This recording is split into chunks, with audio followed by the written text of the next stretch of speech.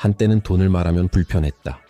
통장의 숫자가 줄어들 때마다 마음도 함께 쪼그라들었다. 돈 얘기는 천박하다고 배웠고 돈은 많이 벌면 탈난다는 말을 자주 들었다. 그래서일까? 돈은 내 삶을 슬쩍 스쳐갈 뿐 한 번도 제대로 머문 적이 없었다. 새벽에 눈을 뜨면 가장 먼저 드는 생각이 오늘은 어떻게 버틸까였다. 마트에서 가격표를 먼저 보고 남들이 고른 걸 따라 집어들며 계산기를 두드렸다. 누군가가 여행 이야기를 꺼내면 조용히 웃었고 명품이나 투자 이야기를 들으면 마음속에 괜히 벽이 생겼다. 그 벽은 점점 두꺼워졌다. 세상과 나 사이엔 언제나 돈이라는 단어가 서 있었다. 그 시절 나는 몰랐다. 돈은 단지 수단일 뿐인데 나는 그것을 감정으로 대하고 있었고 심지어는 두려움으로 감쌌다는 사실을. 그 감정이 내 삶에서 돈을 밀어내는 진짜 이유였다. 돈은 나쁜 게 아니었다. 오히려 나의 마음가짐이 돈을 거부하고 있었던 것이다. 그걸 깨닫기까지 많은 시간이 걸렸다.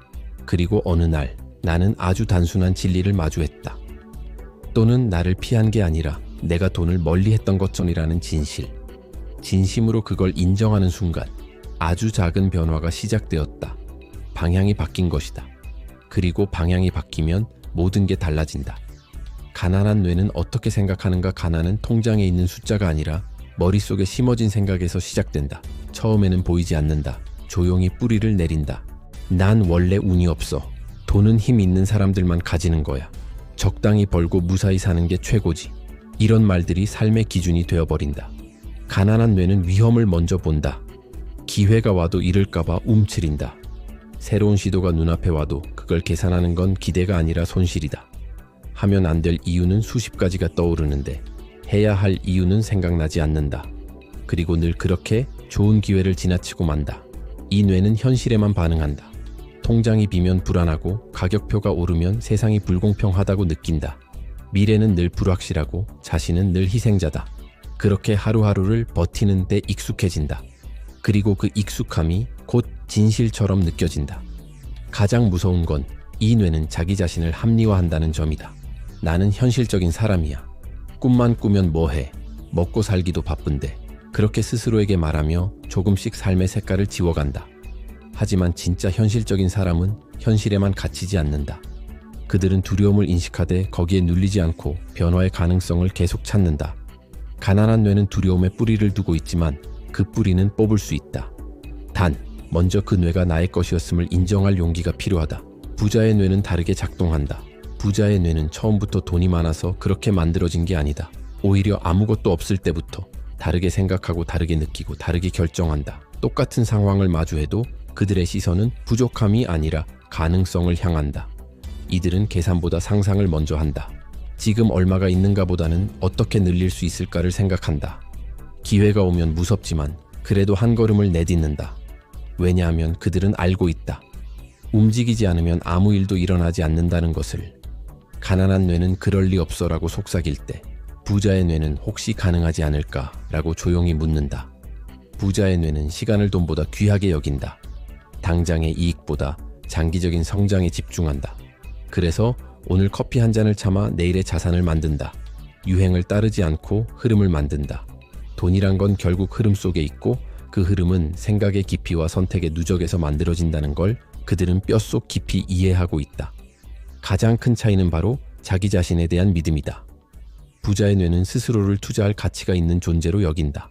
실패해도 다시 일어날 자신이 있고 넘어져도 배우면 된다고 생각한다. 그래서 두렵지 않다. 두려움은 누구에게나 오지만 그 감정을 어디에 둘 것인가는 선택이다. 결국 부자의 뇌는 숫자가 아니라 내면의 언어에서 시작된다.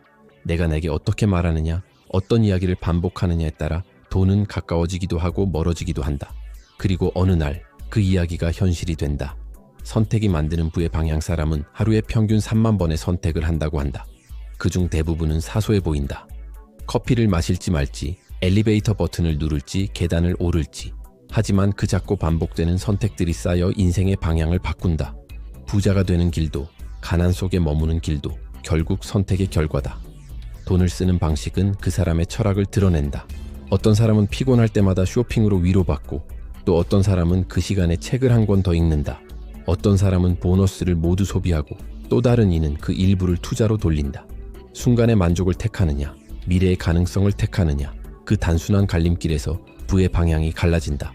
하지만 중요한 건 크게 선택하는 게 아니라 지속적으로 선택하는 것이다. 단 한 번의 절약, 단 한 번의 투자로는 인생이 바뀌지 않는다. 매일 같은 방향으로 조금씩 쌓아 올려야 변화가 시작된다. 부자는 그런 방향성을 안다. 그래서 실패해도 방향을 바꾸지 않고 상황이 힘들어도 습관을 놓지 않는다. 내가 가진 것보다 더 중요한 건 내가 반복하는 것이다. 부자의 삶은 거창한 결단이 아니라 소소하지만 의식적인 선택의 누적이다. 퇴근 후 유튜브를 켤 때도, 예금 대신 주식을 공부할 때도 그들은 단순한 선택을 반복하며 부를 향한 발걸음을 조금씩 앞당긴다. 어느 날 문득 주변 사람들은 말할 것이다. 어떻게 그렇게 됐어? 하지만 당신은 안다. 그건 운이 아니라 방향이었다는 것을. 뇌를 부의 방향으로 훈련시키는 법. 뇌는 마치 땅과 같다. 무엇을 심느냐에 따라 꽃이 피기도 하고 잡초가 무성해지기도 한다. 그리고 중요한 건 이 뇌는 반복을 통해 학습한다는 사실이다. 가난한 생각을 반복하면 뇌는 그게 안전하다고 착각한다. 반대로 부의 언어를 들려주면 처음엔 낯설어도 결국 그것이 가능성이란 걸 받아들이기 시작한다. 부의 뇌를 만드는 첫 걸음은 듣는 것을 바꾸는 데 있다.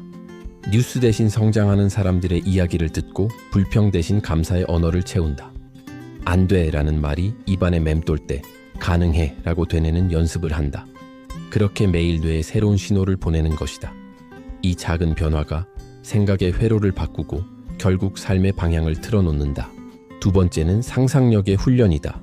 가난한 뇌는 현실만 본다. 하지만 부의 뇌는 미래를 상상한다. 그 상상이 구체적일수록 뇌는 더 빠르게 반응한다. 언젠간 부자가 되고 싶다가 아니라 나는 3년 안에 매달 1천만 원의 수익을 만든다고 말하는 사람에게 뇌는 길을 찾기 시작한다. 상상이 반복되면 뇌는 그 길을 당연한 경로로 인식하고 행동은 점점 그 방향으로 맞춰진다. 세 번째는 감정 관리다. 부의 뇌는 감정에 흔들리지 않는다.